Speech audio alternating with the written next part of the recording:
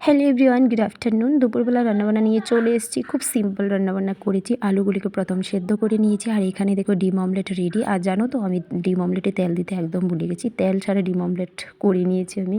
তারপর এখানে মশলাগুলিকে ভালো করে কষিয়ে নিচ্ছি। ও কি রান্না করছি সেটা তো তোমাদের বলাই হয়নি। নতুন আলু নিয়ে এসেছিলাম, তো সেটা আর কি দম করব। আর আলুর দম খেতে আমার খুব ভালো লাগে। আজ একটু অন্যরকম প্রসেসে করছি, মানে ডিম দিয়ে আলুর দমটাই করছি। আমি দুরকমভাবেই কিন্তু আলুর দমটা করি। প্রথমত আগে আলুটাকে ভেজে নিই ভালো করে, তো আজ সেভাবে করিনি। আজ কাঁচা আলুটাকে সেদ্ধ করে একদম জল দিয়ে ভালো করে মেখে তারপরে একবারে সম্বাদ দিয়ে দিয়েছি।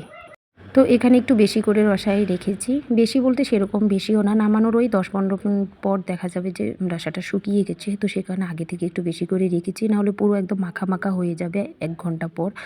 তো সেটা খেতে একদম ভালো লাগবে না, যেহেতু মেয়ে আবার একটু ঝোল খেতে পছন্দ করে। ধনেপাতা ছিল না, সেই কারণে ধনেপাতা ছাড়াই রান্না হয়েছে।